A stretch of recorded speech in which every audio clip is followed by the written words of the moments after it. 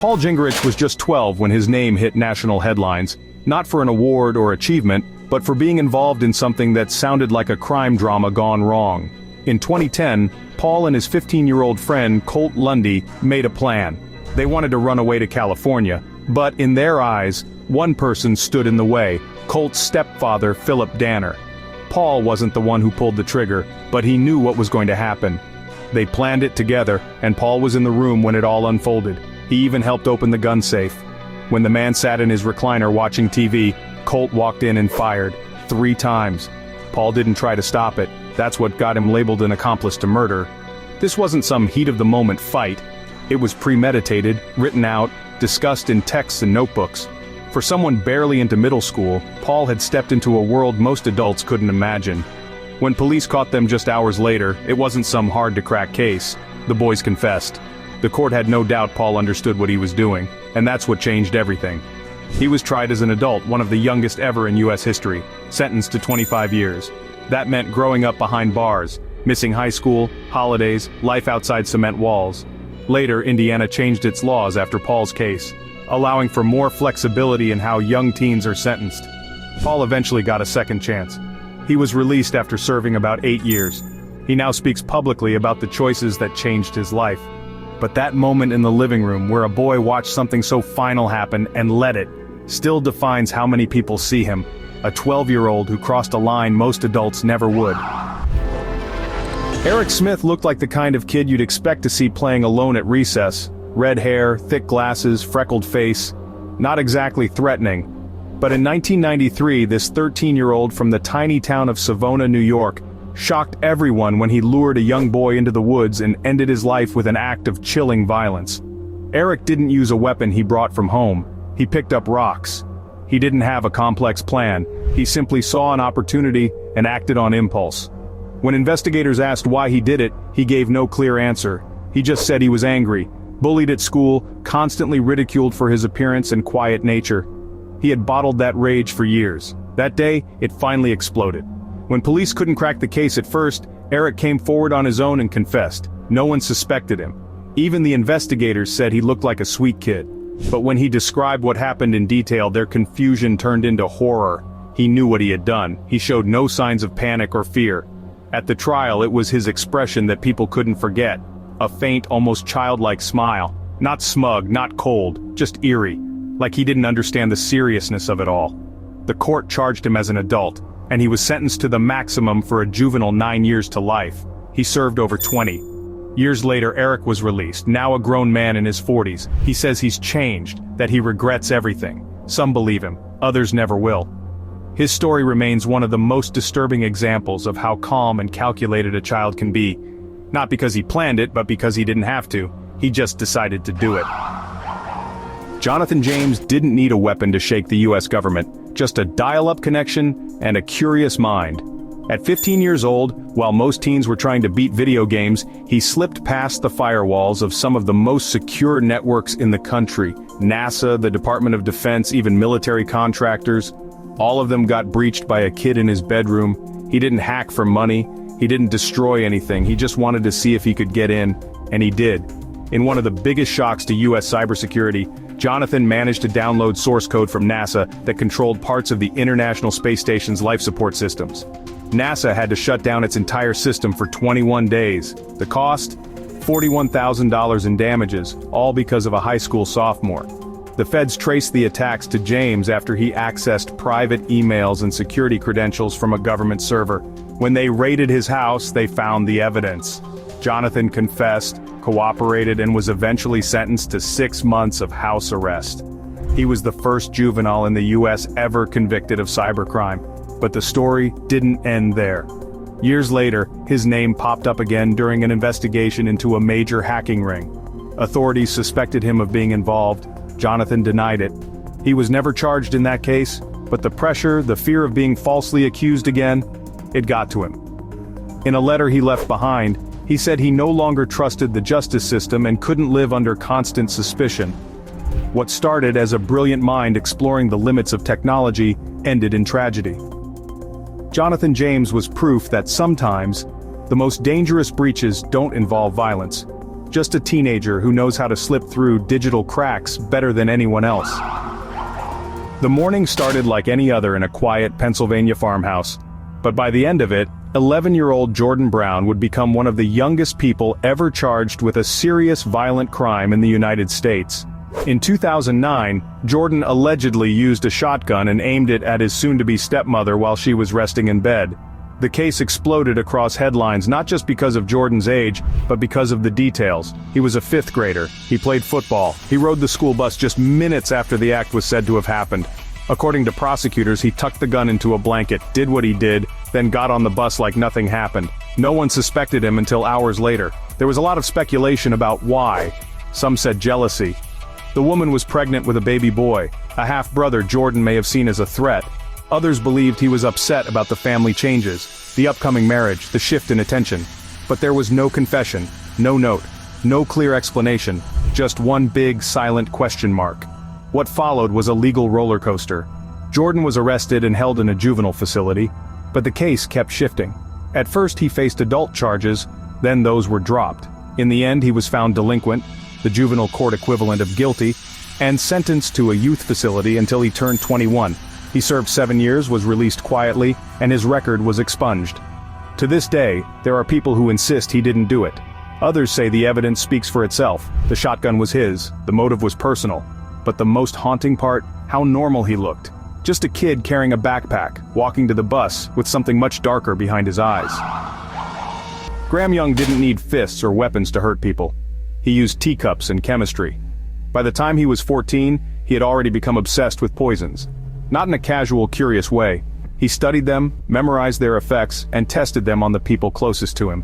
In early 1960s England, this quiet, pale teenager was already gaining a twisted reputation.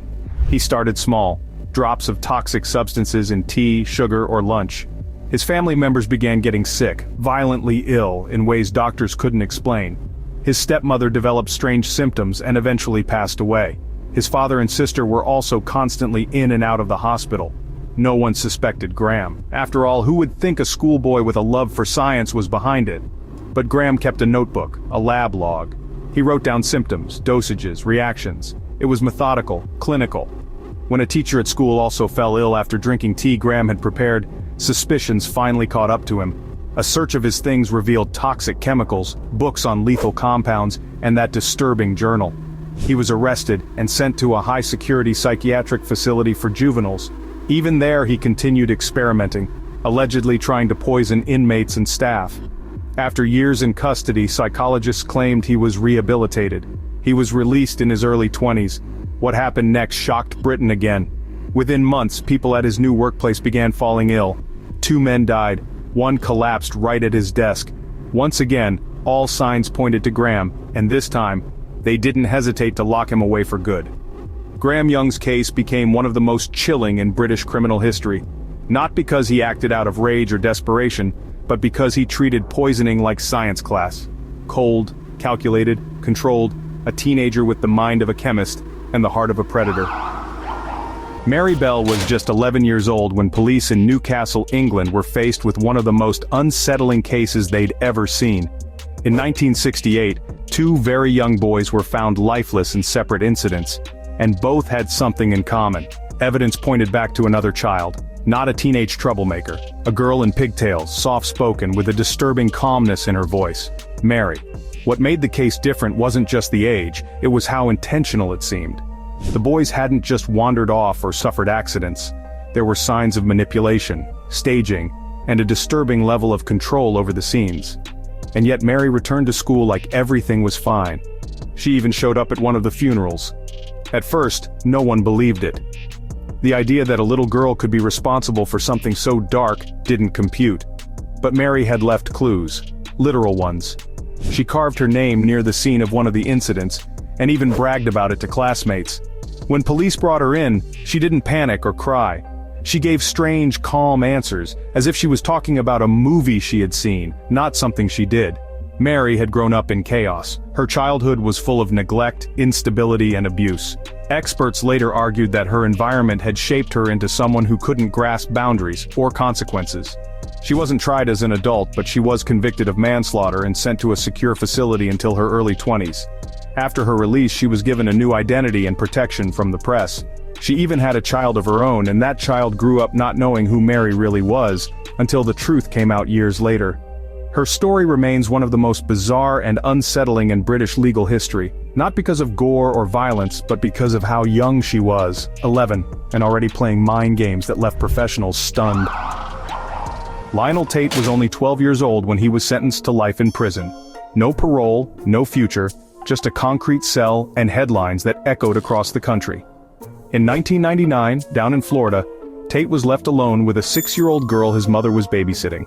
According to him, the two were roughhousing and he had mimicked wrestling moves he saw on TV, but what seemed like play turned into something far more serious, and the outcome was devastating. Authorities didn't see a child who made a mistake. They saw injuries that were too severe to ignore. The legal system moved fast. Because of how the laws worked at the time, Tate was automatically tried as an adult. He never had a full trial. Just a plea deal that ended with a sentence that shocked even seasoned legal experts: life in prison without the possibility of parole. The public couldn't believe it, a 12-year-old locked away for life. No history of violence, no criminal background. Just a single moment that spiraled into a legal milestone no one wanted to see. And then came the photos, the ones that burned his image into the national memory. He didn't look scared, he looked hardened, like a kid already shaped by the system that was supposed to protect him. Years later, after endless legal challenges and public outcry, Lionel's sentence was overturned. He was released with a second chance. But life outside wasn't smooth. He found himself back in trouble, arrested again, facing different charges. For some, it confirmed their fears. For others, it just showed how hard it is to rebuild when you've grown up behind bars. Lionel's case remains one of the most controversial in American juvenile justice history. It raised a brutal question. How do you punish a child for something irreversible, without destroying their life in the process? There's still no easy answer. Children in prison are definitely some of the most unusual criminals, but they're not the only ones. There are other unforgettable prisoners out there, and their stories are just as wild. Let's check them out. If there were a world record for the most persistent escape artist, Yoshi Shiratori would have smashed it. He didn't just break out of prison once, he did it 4 times. No high-tech tools, no help from the outside, just his own determination. And in one case, a spoon. Shiratori's life was rough from the start. He was convicted of theft, then later accused of a more serious crime he always claimed he didn't commit. Once behind bars, the guards didn't exactly treat him kindly. He was beaten, isolated, and kept in freezing conditions. But none of that broke him. What he did instead was study everything: the routine, the locks, even the rust on the bars. His most famous escape happened in Aomori prison. The guards thought they had him sealed in tight, but over the course of months, Yoshi used a metal spoon, stolen from a meal tray, to dig through the wooden frame of his cell's air vent, inch by inch every night, always returning everything to how it looked before morning inspection. When the moment came, he slipped out, climbed the wall, and vanished into the night. Each time he was captured and thrown into tighter, harsher cells, he found new ways to outsmart his surroundings. He once picked a lock using a piece of wire he'd hidden under a bandage. Another time he scaled prison walls slick with snow using only his bare hands. Guards started calling him a ghost. Eventually, authorities stopped seeing him as a criminal and started seeing him as something else, a man who simply refused to be broken. After his final release, he lived quietly, working odd jobs and staying out of trouble. You've heard of bad criminal plans, but this one made history for how bizarre it was. In 1995, a man named MacArthur Wheeler walked into 2 banks in Pittsburgh and robbed them in broad daylight. No mask, no attempt to hide his identity, just a confident smile and a bag for the cash. Hours later, police had security footage of him, crystal clear, and arrested him the same day. Wheeler was stunned, completely shocked, but I wore the juice, he said. Lemon juice, to be exact. See, Wheeler had convinced himself that because lemon juice is used in invisible ink, rubbing it on his face would make him invisible to cameras. He even tested it at home with a Polaroid, though it's believed he either aimed it wrong or the photo didn't develop properly. Somehow this mistake convinced him it worked. It was one of the most head-shaking examples of misplaced confidence law enforcement had ever seen, but it also led to something much bigger. 2 psychologists heard about the case and began researching how people can be completely unaware of their own lack of skill, which led to the discovery of the Dunning-Kruger effect, a well-known concept in psychology today. If you saw the photo from this escape, you'd think it was a joke, A grown man in a pink wig, girls' jeans, and a silicone mask. But in 2019, Clavino da Silva, a Brazilian gang member, pulled off one of the strangest escape attempts ever caught on camera. His plan? Disguise himself as his teenage daughter and simply walk out the front door of the prison. It wasn't exactly high-tech, but it was detailed. He had her clothes, a padded bra, fake hair, glasses, and even a full silicone mask with smooth skin and thin eyebrows. The idea was that his daughter would stay behind in his cell while he slipped out unnoticed. And for a moment, it almost worked.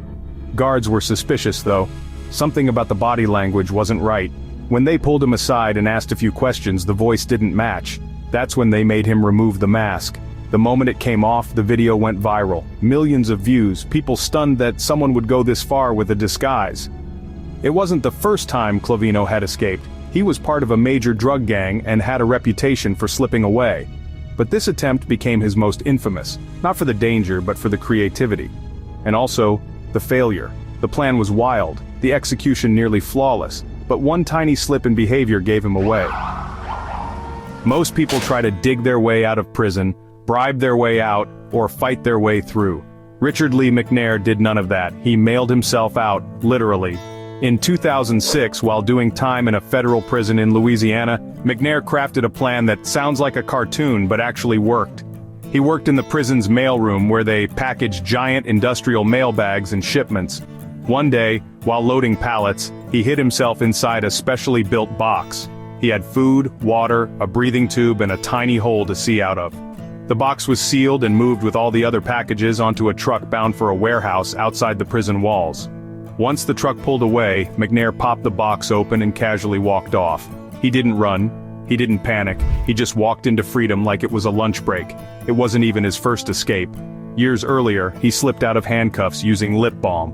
Another time, he sprinted away from police and vanished for hours. But the mailroom stunt was his masterpiece.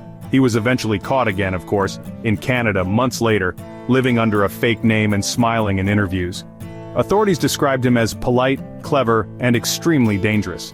He never hurt anyone, but his intelligence and calm attitude made him the kind of inmate who kept wardens up at night. If you saw him on the street, you'd never know who he really was. That was kind of the point. Redouane Faïd, a French criminal with a love for heist movies and a talent for vanishing, pulled off not one, not two, but 3 high-profile escapes, all using disguises, distraction, and movie-style tactics that left even experienced prison officials stunned. Faïd grew up in the suburbs of Paris, where he became obsessed with Hollywood crime films. He didn't just watch Heat, he studied it, word for word, and when he committed real robberies, he copied details straight from the screen. His first major escape in 2013 involved explosives and a hidden getaway car. The second was more subtle. A planned distraction, a smuggled item, and a bold sprint to freedom.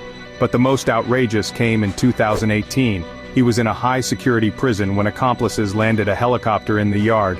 Yes, an actual helicopter. Disguised in black clothing and armed with tools, they broke through visiting rooms and lifted Faïd right out. It took less than 10 minutes. The guards never had a chance. He didn't stay free forever. Faïd was caught again, but by then his reputation had already reached legendary status. Police found masks, wigs, fake passports, and detailed maps in his safe houses. He could become anyone, a businessman, a delivery guy, even an elderly man. With just a few props and a plan, he disappeared in plain sight. Faïd wasn't just a criminal, he was a shapeshifter, someone who saw identity as something flexible. His escapes didn't rely on brute force. They relied on patience, illusion, and timing. Just like the characters he grew up watching on screen, only this time, it was real. Sherry Papini's story gripped America. In 2016, she vanished during a morning jog in California. Weeks later, she reappeared bruised, chained, and claiming she'd been abducted by 2 women.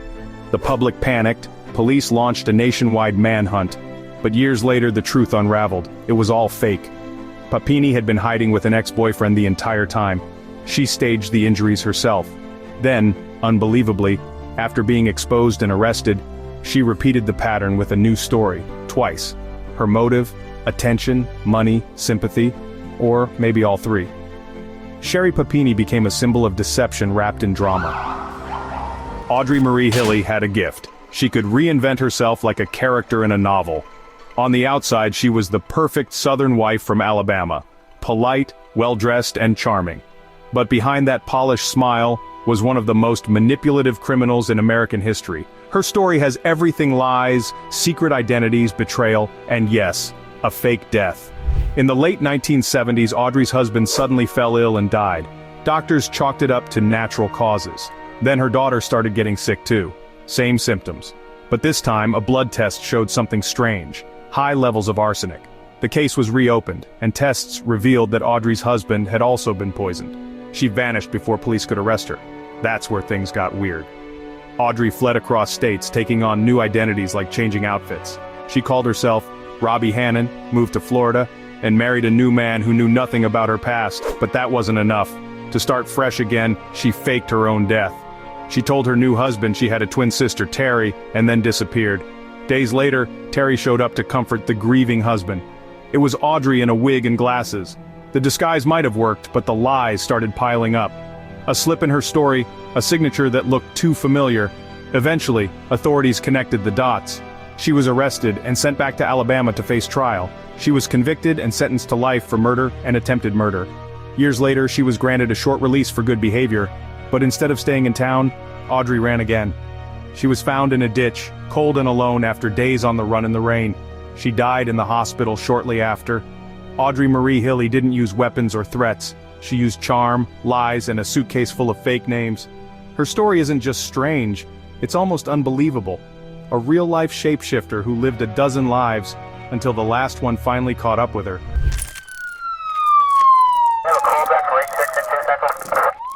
On weekends, he cheered up sick kids in hospitals as Pogo the Clown. But once the makeup came off, John Wayne Gacy became something far more terrifying. What made him especially chilling wasn't just what he did, it was how normal he looked while doing it. In the 1970s, Gacy was a respected community figure in a Chicago suburb. He ran a successful construction business, hosted block parties, and even took photos with local politicians. But beneath his friendly smile was a man no one wanted to meet in a dark basement. Neighbors had no idea that under his modest home lay a horrifying secret, a crawl space that reeked of something foul. When police finally searched the property, they uncovered a hidden chamber filled with the remains of dozens of missing people. Gacy had lured many of them with job offers or promises of money. They never walked out again. It wasn't just the crimes that shocked the world, it was the way he kept up appearances. He was calm during interviews. He joked in court. He even sketched drawings of himself as Pogo from prison. People compared him to something out of a Stephen King novel, a real-life Pennywise with a twisted double life. After his conviction, Gacy remained a haunting figure. He gave strange interviews, showed no sign of regret, and even tried to sell his artwork. His case became one of the most talked about in American history, inspiring documentaries, books, and even a few horror films. What makes Gacy unforgettable isn't just the number of lives he ended, it's the mask he wore while doing it. He turned the idea of a clown, a symbol of childhood joy, into something that now gives people nightmares. And despite his execution years ago, the name John Wayne Gacy still sends a chill through anyone who hears it. Because he didn't just look evil, he looked normal. He started as a petty thief, but inside the prison walls, Charles Bronson became something else entirely. A name that makes guards tense and inmates stay silent. If you ask anyone in the UK prison system who the most dangerous man is, most won't hesitate to say his name. Bronson wasn't always like this. Born Michael Peterson, he didn't begin with violent crime. But once he entered the system in the 1970s, he changed fast. Fights with officers, rooftop protests, hostage situations not once, not twice, but over a dozen times. He turned every prison he entered into his personal arena. In one infamous incident, he took an entire wing hostage over a disagreement about a prisoner's art supplies. Another time, he stripped down and smeared himself with butter before fighting multiple guards. It sounds like a movie scene, but it wasn't fiction. Bronson thrived in chaos. He spent more than 40 years in solitary confinement, not because of what he did outside prison, but because of what he did inside. Cell doors were reinforced when he arrived. Other inmates were moved. It wasn't just about keeping him in, it was about keeping everyone else safe. To some, he became a twisted legend. He took up painting, changed his name to Charles Bronson after the Hollywood actor, and called himself a prison celebrity. There were guards who refused to work his block, and inmates who kept their distance without being told. That kind of fear doesn't come from rumors, it comes from history. In recent years, he's claimed to be calmer, focusing on art, meditation, and parole hopes. But even today, his name is still spoken carefully. In the UK's toughest prisons, Charles Bronson is more than a man. He's a storm that never quite passed. Pedro Lopez built his reputation across South America and in the shadows of prisons. And even today, his name still sends chills down the spine of guards and inmates alike. Imagine someone so dangerous, so unpredictable, that even men locked behind bars worry about him. He's called the Monster of the Andes, and though the official count stops in the hundreds, whispers in prison corridors claim it could be even more. While locked up, he earned a reputation that made everyone uneasy. Cellmates refused to share space, guards nervously checked their gear before entering his wing, and no one joked near his cell. Arrested in 1980, Lopez surprised everyone with his calm confession. But inside jail, that calm became alarming. He refused to participate in group routines. He would stare without blinking for minutes, making others uncomfortable. When brought to court, he appeared almost serene, icy calm that seemed only to boost the fear he carried. Prison authorities quietly moved him from one facility to the next, fearing retribution from other inmates or his unpredictable behavior. At one point, he vanished from public records entirely. Authorities released him, officially deemed rehabilitated, but rumors say that was a mistake. Somewhere out there, perhaps under a new name, he still walks the streets. His story inspired documentaries and crime shows in Latin America. Even the most hardened prison guards talk about him in low voices. It's not just what he did, it's the way he carried himself afterward, like a living ghost behind bars. And the fact that no one knows where he is now? That's enough to send a wave of paranoia through any cell block. Because when you've been inside with Pedro Lopez, you don't forget.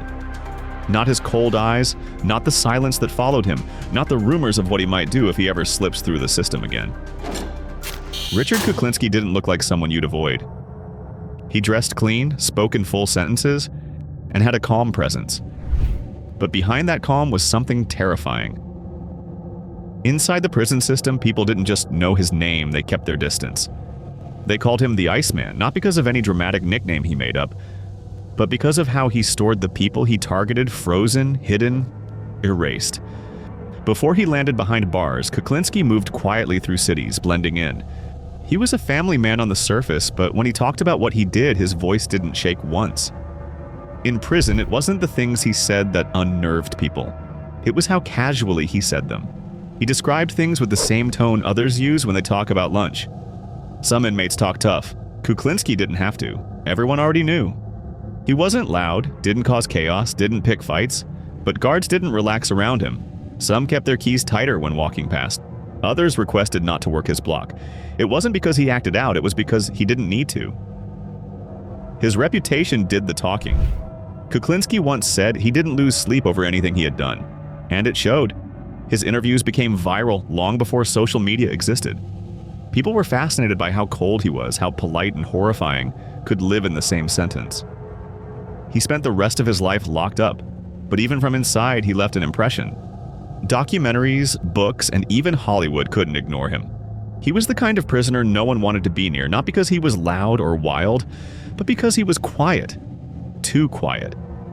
In a place where many talk tough, Kuklinski didn't need to raise his voice. Everyone just stepped back. Thomas Silverstein became infamous inside the prison system long before leaving home. Convicted in the late 1970s, he ended up in the most secure U.S. prisons. But it wasn't the walls that made him notorious. It was the fear he inspired behind them. Silverstein was convicted of killing a fellow inmate during a riot. But what shook the system wasn't just the murder, it was what came next. He carried out more violent acts inside prison, became prisoner, and guard worst nightmare.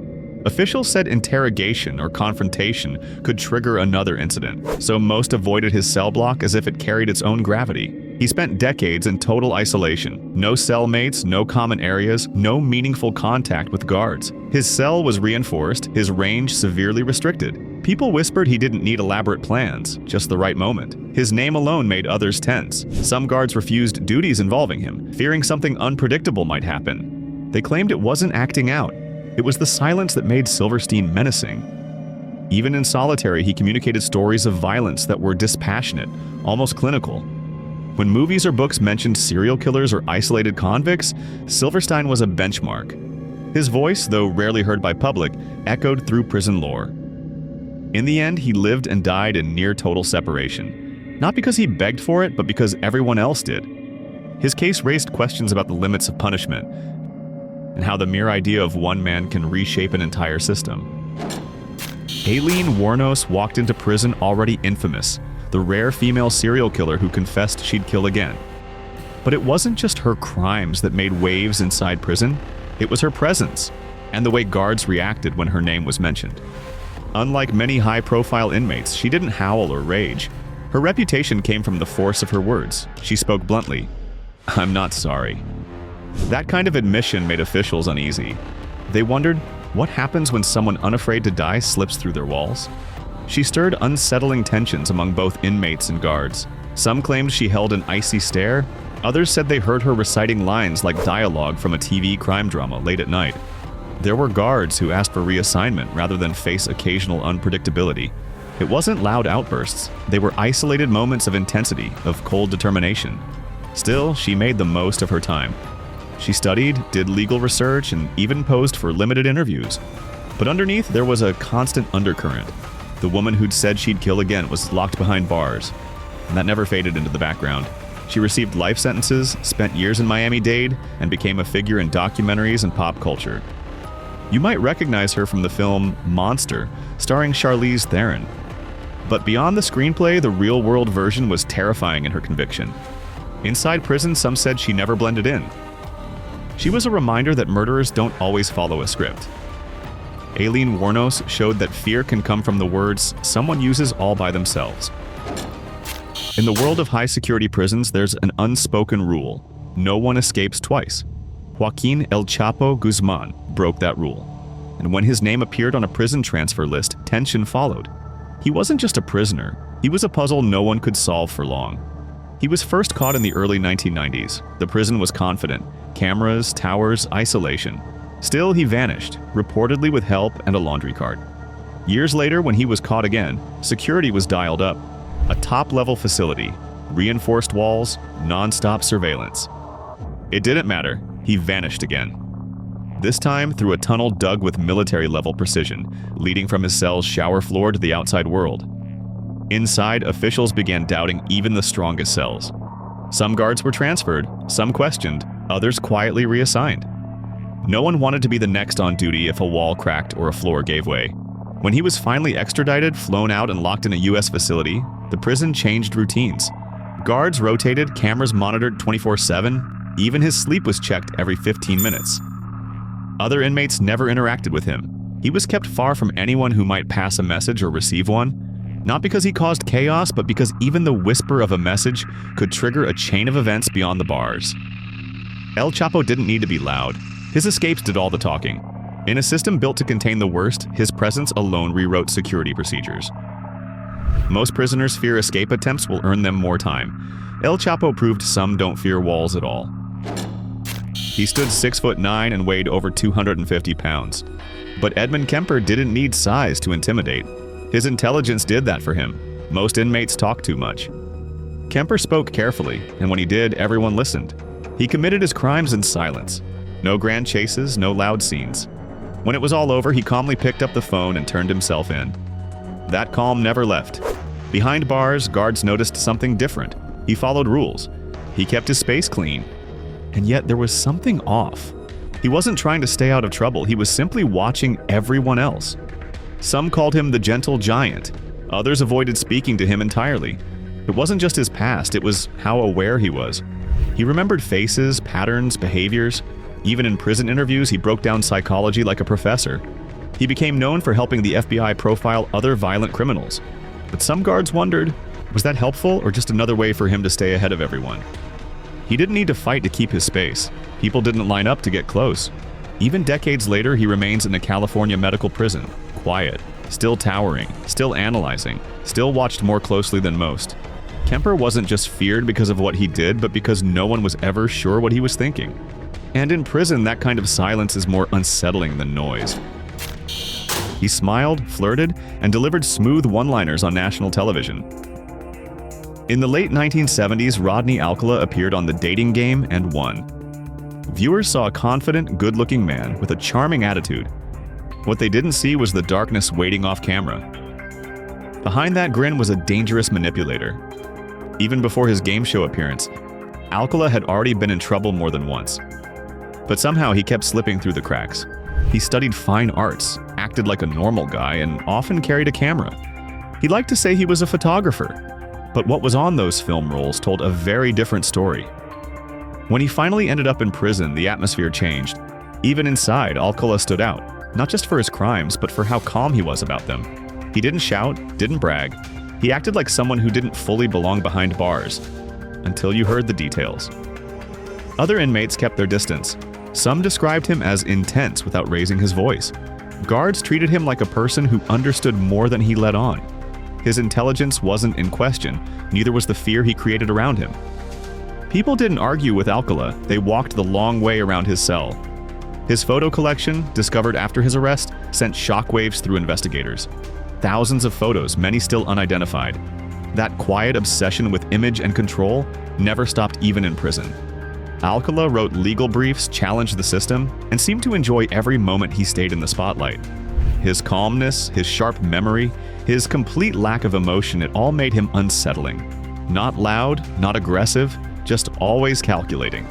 And in the prison system, where reputation spreads fast, that made him one of the most quietly feared men behind bars. Some prisoners fake remorse. Karl Pansram didn't bother. From the moment he entered the system, he made one thing clear. He hated everything and everyone, including himself. And he didn't care who knew it. Pansram wasn't known for subtlety. He admitted to everything without flinching. Guards didn't have to guess what he was capable of, he told them straight to their faces. And when he was locked up, no one questioned the decision. If anything, they wondered if steel bars were enough. Inside, he was a storm. He resisted authority at every turn, sabotaged cell doors, and constantly tried to provoke conflict. But what truly terrified the people around him wasn't the violence. It was the complete lack of hesitation. There was no warm-up, no warning signs, just action. Fellow inmates gave him space, not because he was the biggest, but because he didn't play games. Pansram wasn't interested in alliances, protection, or keeping his head down. He didn't fear punishment, and that made him unpredictable. One wrong word could turn into something serious, and everyone knew it. He was transferred more than once because no facility could handle him for long. He saw prisons not as systems to be avoided, but as cages to be rattled. When solitary confinement became routine, he didn't complain. He welcomed it. At one point, he wrote a full confession detailing every violent act, not to apologize, just to let people know. His final words before execution were just as defiant, with no signs of regret or fear. He remained consistent to the very end. In prison folklore, some names are whispered. Karl Pansram is one of them. Not because he yelled the loudest, but because no one could ever tell what he might do next. And in a place where control is everything, that's what made him truly dangerous. Robert Maudsley doesn't need to raise his voice. In the British prison system, his silence says enough. Guards don't treat him like a regular inmate, they treat him like a warning. Even now, decades later, he's held in a custom-built cell made from bulletproof glass and steel. Not for escape, but to keep everyone else safe. He didn't gain notoriety for what he did on the outside. What made him infamous happened behind locked doors. Maudsley killed fellow inmates. Not out of panic, not out of rage, with calm precision. Twice. After the first killing, he was transferred to a high-security facility. But even there, it wasn't enough. He managed to take 2 more inmates out in a single day.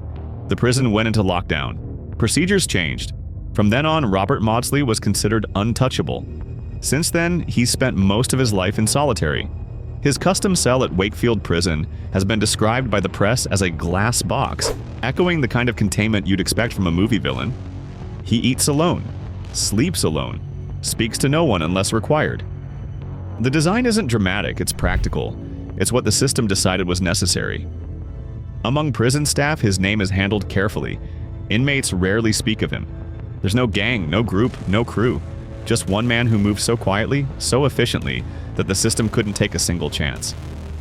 He's become a myth within the walls. Some compare him to Hannibal Lecter, but without the flair, just the results. Cold, methodical, unchanging.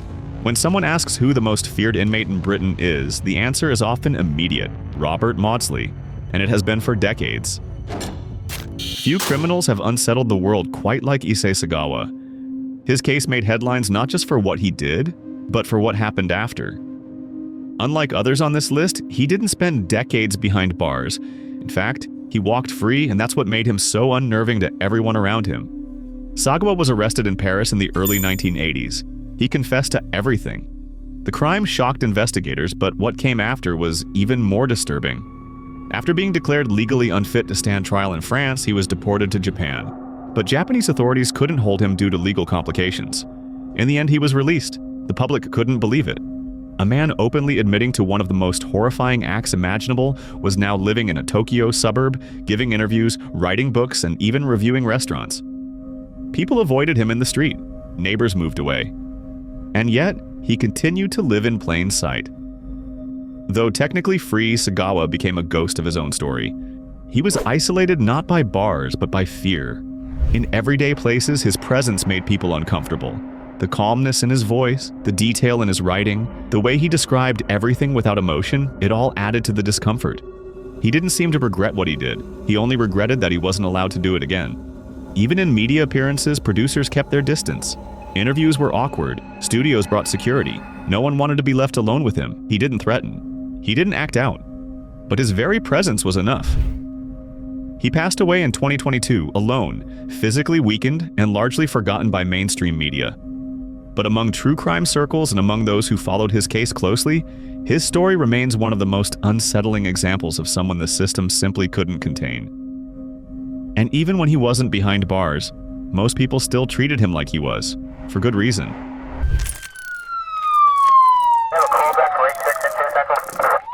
Richard Phillips spent more time in prison than anyone else in American history who was proven innocent 45 years.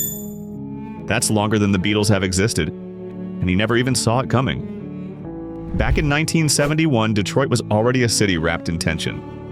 Richard was just 25, painting houses to get by. Out of nowhere, police knocked on his door. They said he was being charged with murder.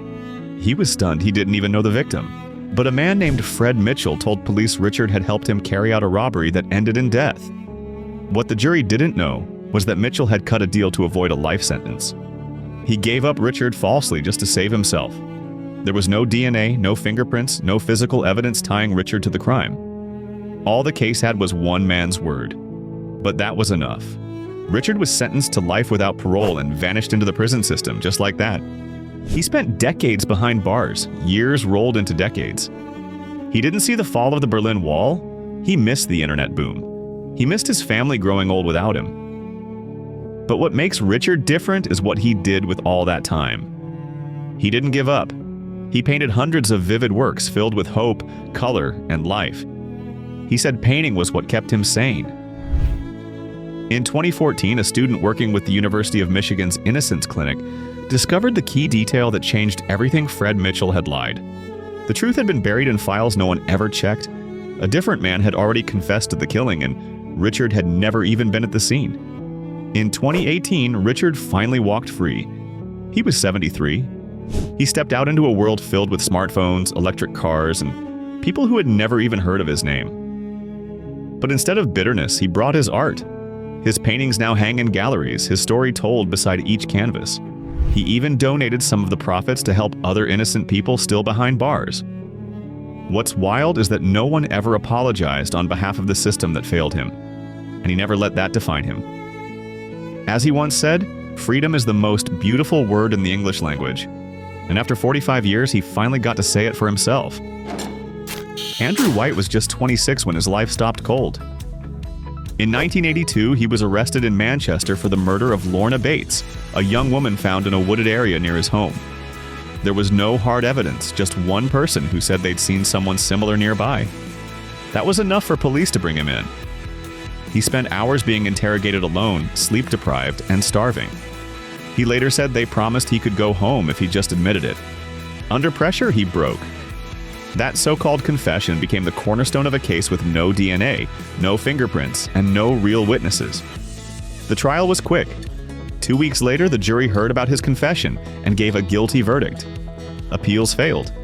The system saw no reason to question how those words were obtained. White was sentenced to life. Decades passed in silence. Andrew filed appeals, wrote to human rights groups, even reached out to the European Court, all ignored. It wasn't until 2019, when Innocence UK took up his case, that something changed. Hidden in an old police archive, they found a jacket from the crime scene that had never been tested. Modern DNA analysis proved what Andrew had always said: he wasn't there. The traces matched another man, Paul Henderson, already in prison for similar crimes. Henderson had lived near the scene and knew details never made public. In 2021, after 38 years, Andrew walked free. He was 65. His mother had died the year before, never knowing he was innocent. He had no home, no family left, just freedom. Today he lives in Manchester, learning how to use a smartphone, searching for words on Google, and figuring out how to exist in a world that moved on without him. It's scary and inspiring, he said, but I'm alive. And now, no one can take that away. In 1984, Daryl Hunt was just 19 when his photo hit the headlines in Winston-Salem, North Carolina. A young newspaper copy editor had been found murdered, and police were under pressure to solve the case. Hunt, a black man, quickly became their focus despite zero physical evidence and no motive. He was convicted based on the testimony of shaky witnesses and a confession that was never even recorded. For years, Daryl sat in prison for something he didn't do, while the real perpetrator remained free. Even when early DNA testing ruled him out, prosecutors insisted it didn't prove anything. It wasn't until 2004, nearly 2 decades later, that a more advanced DNA test identified the real attacker, a man named Willard Brown, who eventually confessed. Daryl was freed the following year. When he stepped out of prison, he didn't scream or rage. He became a voice. He traveled the country speaking about justice, forgiveness, and broken systems. "You can't get justice," he once said, "if you're invisible." Daryl Hunt didn't just regain his freedom, he gave others a reason to believe they might too. So Thomas Raynor James didn't fit the profile. Back in 1990, he was arrested in Miami for a murder that happened during a home robbery. The only problem? The real suspect had the exact same name, and honestly, no one in the system seemed to care enough to double-check. There was zero forensic evidence tying Thomas to the crime. But, a lineup ended up confusing the witnesses, and they picked him just because he shared the name of the man they were actually looking for. Even when Thomas insisted he'd never set foot in that apartment complex, he was convicted and sentenced to life. For years, he filed appeal after appeal. But it wasn't until 2021 that a Florida journalist stumbled on his case and started digging. What she found was just wild documents showing that police had been warned early on that they had the wrong man. In April 2022, after 32 years in prison, Thomas was finally exonerated. In interviews, he never lashed out. "I knew I was innocent," he said. "I just didn't know if anyone else would ever care. It was a clerical mistake, a name error, the kind of thing that should have been fixed in minutes. Instead, it stole a lifetime." Anthony Ray Hinton was working in a warehouse in Alabama when he got arrested back in 1985. Police said he'd committed 2 murders during separate robberies. Their proof? A revolver found in his mother's house, never mind that it hadn't been fired in years. The state's whole case rested entirely on these so-called ballistic experts. They claimed the bullets from the crime scene matched the old gun. Anthony, who had never even been arrested before, was convicted and sentenced to death. For 30 years, he sat on death row, alone in a 5-by-7-foot cell. For the first 15 years, nobody listened. But when the Equal Justice Initiative took over his case, they brought in top forensic experts who all agreed the bullets couldn't have come from that gun, not even close. In 2015, the Supreme Court finally ordered his release. He walked out smiling, arms stretched wide, and said, "The sun does shine." He later wrote a book by that name. And that book, a story of survival, humor, and hope, has become required reading in schools across the country. Anthony's case shows how one faulty opinion, one lazy test, can nearly kill an innocent man. And still, he forgave. Hate, he says, doesn't get you out of prison. Love does. Carlos de Luna was just 20 years old when he was arrested in Corpus Christi, Texas, for the murder of a gas station clerk in 1983. He said he was innocent, said the real killer was another man, Carlos Hernandez, who not only had a history of violent crimes, but had actually bragged to people about getting away with this very murder. But police didn't bother looking for Hernandez. They had de Luna, and that was enough. The case against him was honestly paper thin. No blood, no fingerprints, no murder weapon. The only evidence was a shaky eyewitness ID made in the dark, yet de Luna was sentenced to death in less than a year. He was executed in 1989, still insisting they had the wrong man. It wasn't until decades later that journalists from Columbia University took a closer look and uncovered piles of missed leads, including proof that Hernandez had confessed to multiple people and had a long rap sheet that somehow never made it into court. The investigation became the subject of books, documentaries, and headlines. It's now considered one of the clearest examples of a wrongful execution in U.S. history. DeLuna didn't live to see the truth come out, but his case helped fuel a wave of doubt about capital punishment that continues to grow today. Ronnie Long spent more time behind bars than some people spend on Earth before they retire. In 1976, he was convicted of a crime he didn't commit in Concord, North Carolina, and he stayed in prison for 44 years. There was no physical evidence tying him to the crime. In fact, much of the evidence collected fingerprints, hair samples, and even semen all pointed away from him. But none of it made it to the defense. The jury never heard about any of it. Ronnie was black, the jury was all white, and the police were under pressure. That combination led to one of the longest-running injustices in modern American legal history. Decade after decade, Ronnie filed appeals. He never confessed, never stopped fighting, even when parole boards told him to show remorse to have a shot at freedom, but he wouldn't say sorry for something he didn't do. Then in 2020, a federal court finally admitted what should have been obvious evidence had been hidden. His trial was unfair and justice had been denied.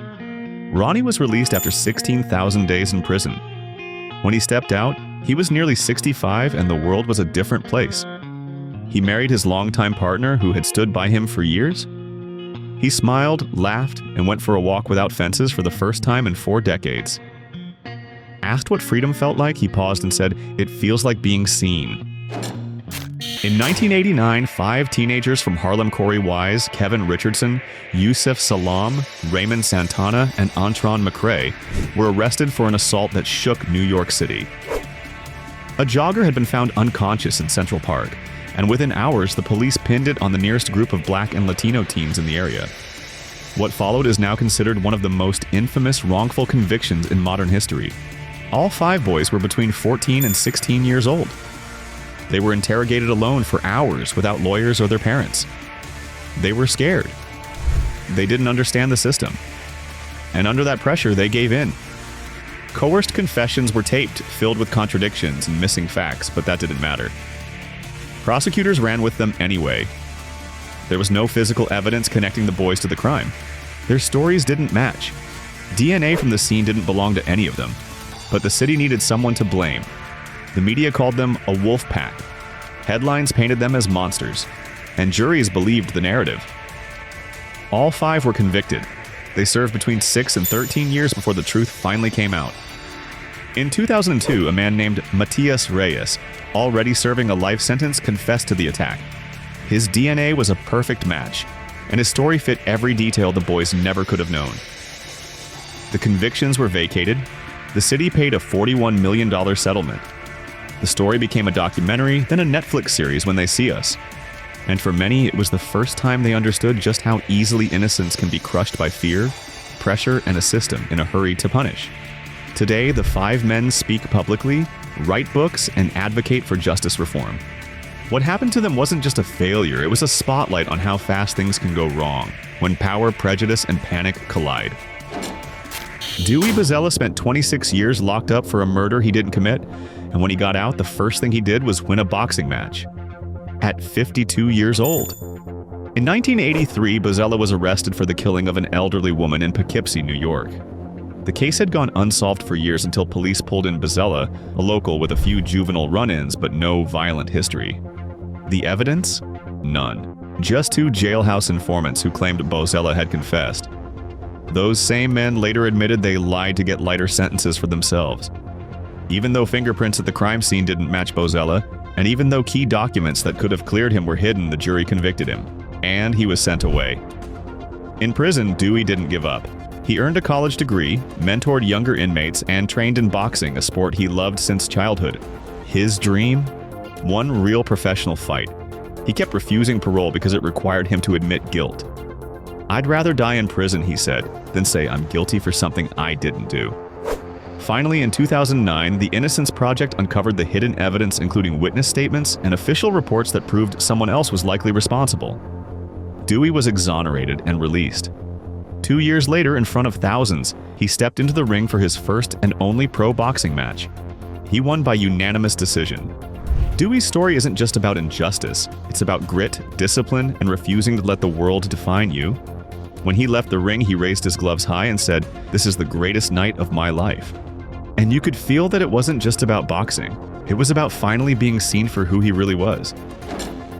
Ricky Jackson was just 18 when his life was stolen. Back in 1975, a businessman was killed in broad daylight in Cleveland, Ohio.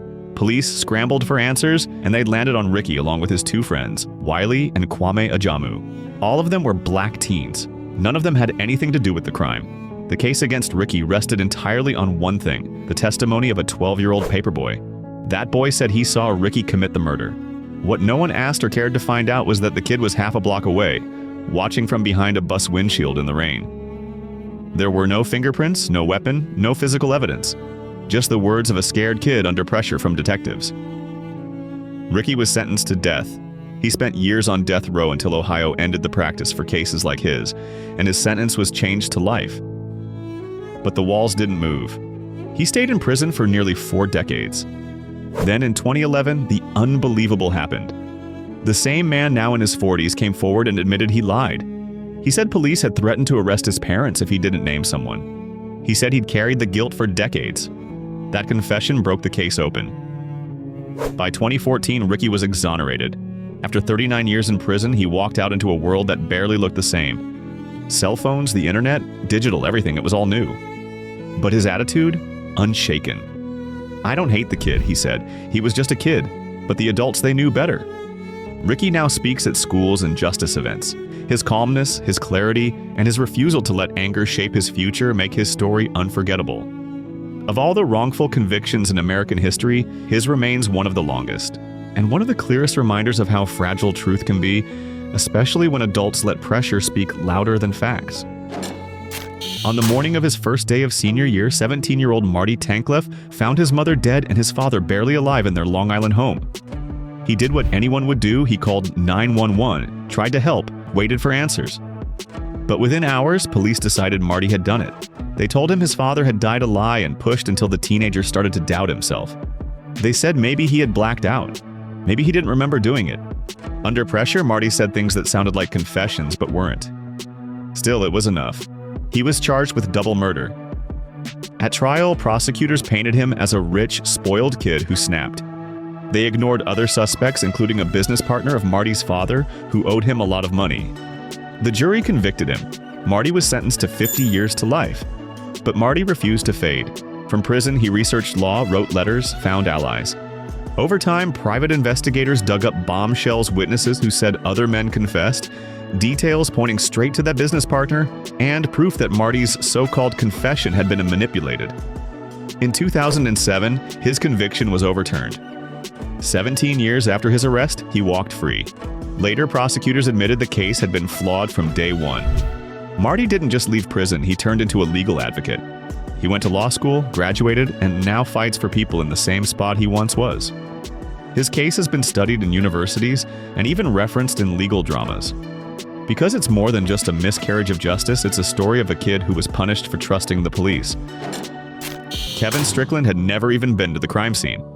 But in 1979, that didn't matter. He was convicted of a triple murder in Kansas City, Missouri, based almost entirely on the word of one witness. That witness later recanted, saying she had been pressured by police. But the damage was done. Kevin was sentenced to life without the possibility of parole for 50 years. He always said he was at home watching TV when the murders happened.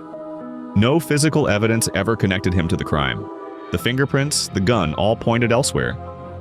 Still, he sat in prison year after year, ignored by a system unwilling to admit a mistake. The state's own prosecutors eventually came forward, saying Kevin was innocent.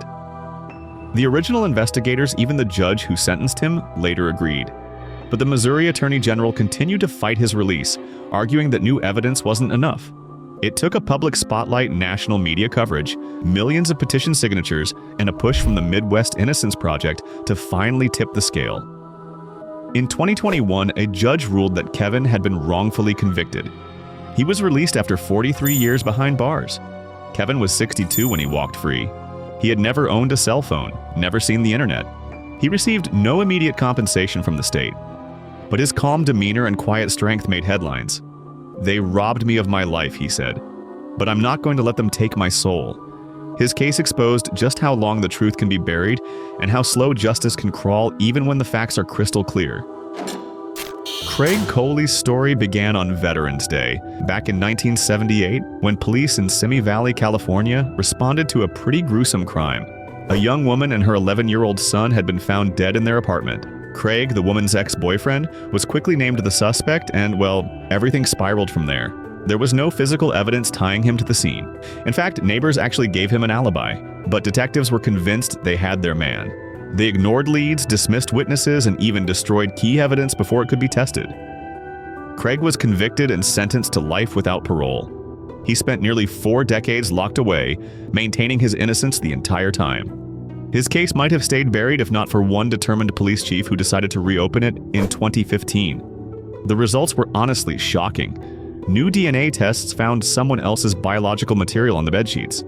A re-examination of the scene showed there was just no way Craig could have done what he was accused of. Witnesses who had been dismissed early on were finally heard, and everything pointed to a different, unknown suspect. In 2017, California's governor issued a full pardon. Craig walked free after 39 years behind bars, older, quieter, but still standing. He later received $21 million in compensation, one of the largest settlements of its kind. What makes Craig's case especially haunting is how easily it could have been avoided. The real evidence was there all along, someone just had to care enough to look at it. Paul Blackburn was only 15 when he was pulled into a police station in Manchester, England, and accused of trying to kill a younger boy. Scared and alone, he was interrogated for hours without a lawyer or parent present. Eventually, police said he confessed, but there was no recording, just typed notes written by officers who wanted the case closed fast. The victim, who survived the attack, had already told police that Paul didn't match the attacker's voice or appearance. Still, the so-called confession outweighed everything. Paul was convicted and sentenced to life. In prison, he became invisible. He grew into adulthood behind bars. He missed his entire 20s. And through it all, he insisted he hadn't done it. His pleas were ignored for decades until a fresh legal review finally took a hard look at how the confession was obtained. The findings were brutal. Paul's rights had been violated. The police interviews were manipulative, and the so-called evidence was flawed. In 2005, his conviction was thrown out. Paul walked free after 25 years, having gone in as a child and come out as a man who barely knew the outside world. He's since rebuilt a quiet life, mostly out of the public eye. But his story remains a chilling example of how fast a system can flip on a teenager, especially when no one's watching. Joe Arity was 23 when he was executed in Colorado back in 1939. He had an IQ of 46, loved toy trains, and didn't really understand what death row meant. He smiled all the time, even on the day he was led to the gas chamber. Joe had been accused of a terrible crime, one he couldn't have committed. He wasn't even in town when it happened, but his disability made him an easy target. He was interrogated for hours until he said what the police wanted to hear. No evidence, no real defense, just a quick trial and a guilty verdict. Even the prison warden begged for mercy, calling Joe the happiest man I've ever known. But no one listened. In 2011, more than 70 years later, Colorado's governor posthumously pardoned him. Too late to save him, but not too late to say the system got it wrong. Joe's story is short, sad, and unforgettable. He didn't understand why he was in prison, but the world now understands why he should never have been there at all. That's about it. Which story touched you the most? Write in the comments. For more useful information, watch other videos.